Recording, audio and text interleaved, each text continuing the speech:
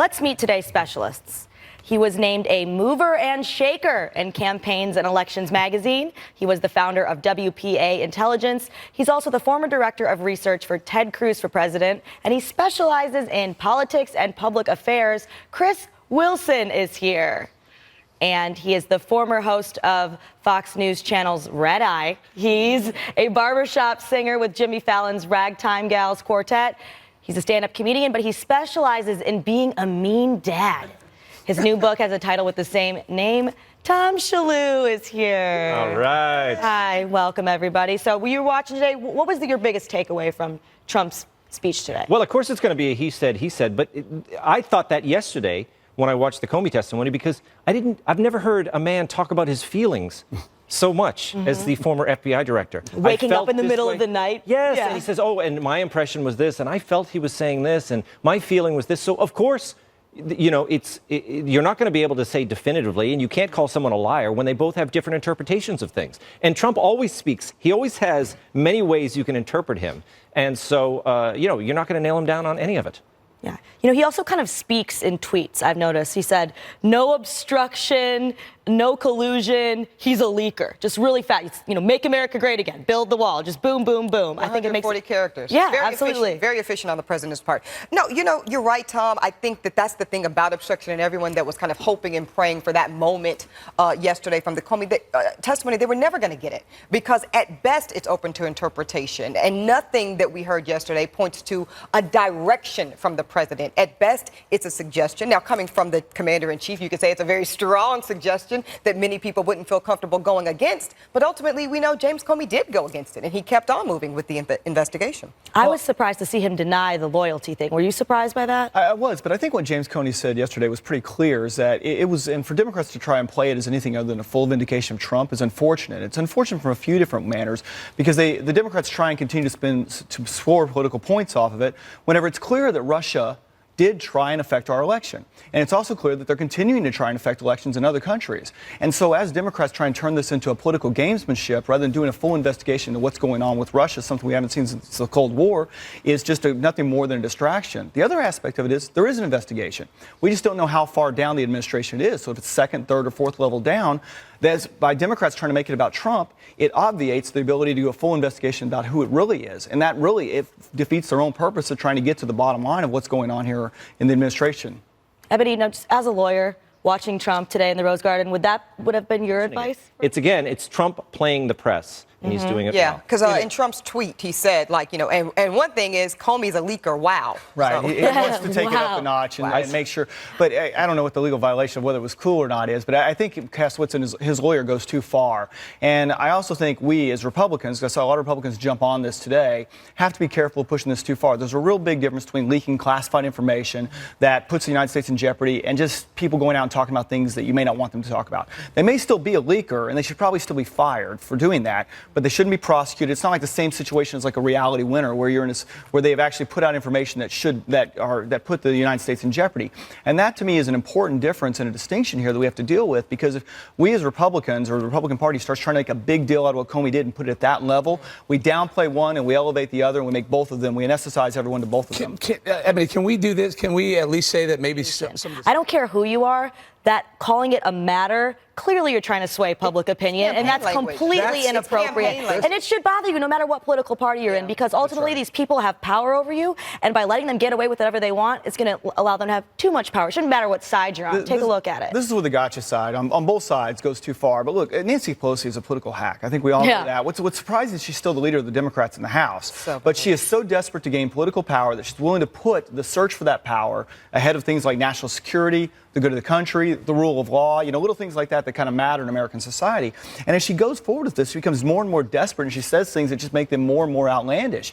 And frankly, as a Republican, I find that great, because we're going into an election cycle where they probably have a bit of an edge right now, and her face as the leader of the party is the best thing in the world that could happen to the Republican Party. Less likely. Final thought, Chris. Well, I think from we move on to this, you look at the comparison. They're presidential candidate had a massive amounts of classified communications on her server that could have been hacked by God knows who. And right now it looks like the Republican candidate for president, now the Republican president, may have had someone associated with his campaign that may have had communications with Russia. And one is a big deal and becomes Watergate, and the other one's just no big deal. And I think that's the image that exists in the American people's head is what's coming out of this. It gets us right back to where we were in an election that elected Donald Trump. All right, coming up. So, Chris, I'm going to go to you on this. They basically said she's a flight risk, is what prosecutors relied their denial motion on, and the judge agreed. And here's the thing about leakers. I kind of went through in my docket the criteria for what's a illegal leak, rather. And one of those things is being able to put national security interests in jeopardy. And clearly we have that here. We do. And look, if Reality Winner did what she's accused of, she's a criminal, full stop. But I do want to say, I take a little bit of different perspective, I think most Republicans do. And I actually feel sorry for her in the sense that she is, in a sense, a victim of a society and an environment right now in which everything Donald Trump does is evil and is a crime. And if anything helps the Democrats, then it is good.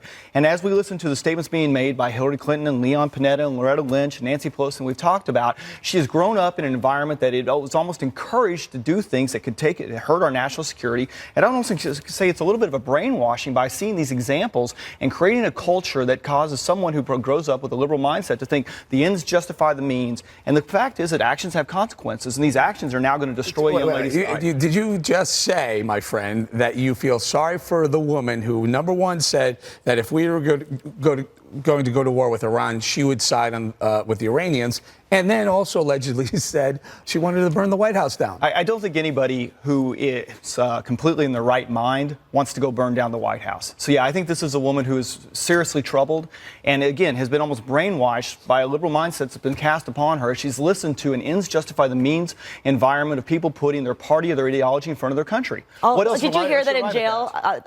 She's on the phone with her sister saying that she's going to play up the fact that she's pretty and white and braid her hair. I'm glad you I don't said feel that, bad Kat. for a garbage person like that. So let me go to you, Chris. When she says, I want a chance, you knew that it was going to be a 30-some-odd-year sentence when you made the decision to blow the whistle, so to speak. And let's say she did it in good faith and she thought it was the right thing to do.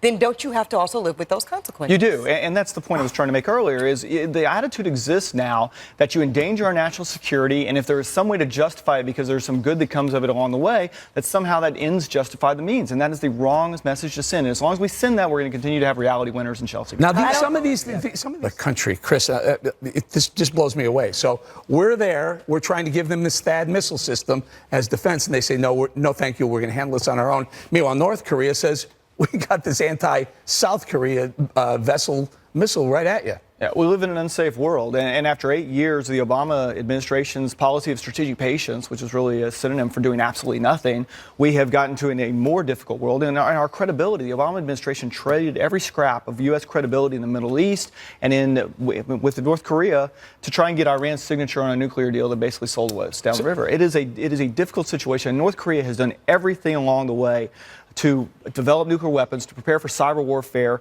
and the only thing they care about is staying in power. And the only way they can stay in power is to be able to prepare to defend themselves and attack those around them. And North Korea's been a mess, though, right? I mean, this predated Obama. He did nothing, certainly, to better that relationship. Absolutely agree there. But yet here we are. And, Eric, they're so defiant. They're so disrespectful. They keep, we just successfully launched something that made me feel a little bit better about our ability to defend this type of stuff. But here they go again with another announcement. Why so defiant and vocal in their disrespect for every country in this? Because he's crazy. Besides being crazy, Kat, this blows me away. We have 30,000 U.S. troops in South Korea right now. So I don't care if that South Korean leader says we don't want the missile defense system. I want the missile defense system for our troops, not just the South Koreans. I think that's fair, but we're also dealing with a situation where, because of propaganda, no matter what we do, everything we do is seen as us. Kim Jong-un spins it as we're trying to start a war with North Korea. We're the bad guys. So it's just a tough situation when you're dealing with someone so crazy and so awful. And when you tell him your people are starving, he says, and so what? Tom, what's going on on the peninsula? Well, I would agree awful, but I don't think he's crazy. I think he pushes, and he always gets what he wants. I think we need to continue to put pressure on China. Remember the China thing? But I thought the president folded a little quickly at Mar-a-Lago when he said he was going to stop pushing China on the economic issues. I think we have to push China on the economic issues in their belligerence in the South China Sea. We have to keep pushing China because we're not going to get their help if we don't. Another serious escalation in tensions is over Syria, where the U.S. says it shot down a drone operated by pro-Assad forces after it attacked coalition fighters in the country's south. The Pentagon says it's the first time Assad forces have attacked coalition troops in that region. Chris, heating up there as well. Well, it is, and it's. I hate to go back to the same point, but we're having to dig out of a situation where we have lost credibility, where the foreign leaders do not believe we are going to engage. And the Trump administration, to their credit, have done a couple things now to prove them wrong and to maybe create some additional feelings that maybe we shouldn't screw around with the U.S. anymore. But we've got to do a lot more. There's a lot of ground to make up, and we live in a world right now where anyone foreign leader is going to look at the U.S. and just see the chance of the Democrats saying Russia, Russia, Russia, as if it's some magic mantra that's going to undo the election, instead of us concentrating on the challenges that exist overseas. Yeah. Kat, what do you think of this? I mean, they're tweaking us. They're sticking their finger. Yeah, of course they are. I mean, again, I think we do need to be paying attention to this. This wasn't something that's really on the news a lot because the Russia story is so much more interesting and hoax and scandally and soap opera-y. But yeah, absolutely are. And of course, Obama didn't put us in a very good place with Syria. No, the red line. Yeah, don't say you can't do that. The red line that never happened. Absolutely a credibility disaster there. But here's my question, Eric. So many people are going to say that President Trump, if indeed this gets to a war situation, that he put us there. And I actually don't think that's fair, because these countries are continuing to be disrespectful. They're not playing with us. And at some point, we can't play with them either. Final thoughts, Shillue. Well, I think we have trouble because I think President Trump, I think he came into office pushing hard, and I think he hasn't shown the same kind of push. So I think the promise of Trump was pushing and being more belligerent to these belligerent countries. Here's a good push. You know what, South Korea? You still want our help? The missile defense system goes in, whether you like it or not. Yeah. Not a bad idea. Yep. All right, when we return, we're going to circle back with our specialists, Rick Wilson and Tom Shillue. Time to circle back with our specialists, Chris Wilson and Tom Shillue. Tom, I feel like a lot of people who see you might think, oh, looks like a nice guy, but as it turns out, you're a very mean dad. I'm trying to be a mean dad. It's hard to be a mean dad in modern day America. But I was raised by dads were meaner when I was a kid. Moms were tougher. Bullies bullied you on the playground, but somehow we all turned out okay, right? Yeah, I think I'm a better person because of bullying in a lot of ways. Yeah, it makes you resilient. Yeah. Anyone else? Shillue. Yeah. Barber Shop Quartet singer. Yeah. When's the next time we're going to see you? We don't have a song on the docket with Jimmy, but we just sang. The latest Barbershop Quartet song is contained in a ride at Universal Studios. So if you ride, the great. NBC ride, you'll look over and you'll see the quartet singing. Well, that's great. Right. What's the ride? It's the NBC. It's the Tonight Show. The ride through New York with Jimmy Fallon.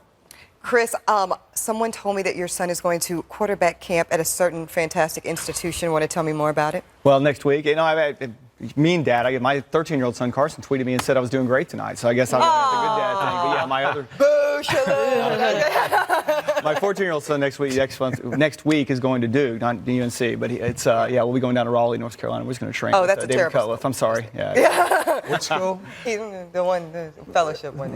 I can't even say it. You can't say Duke?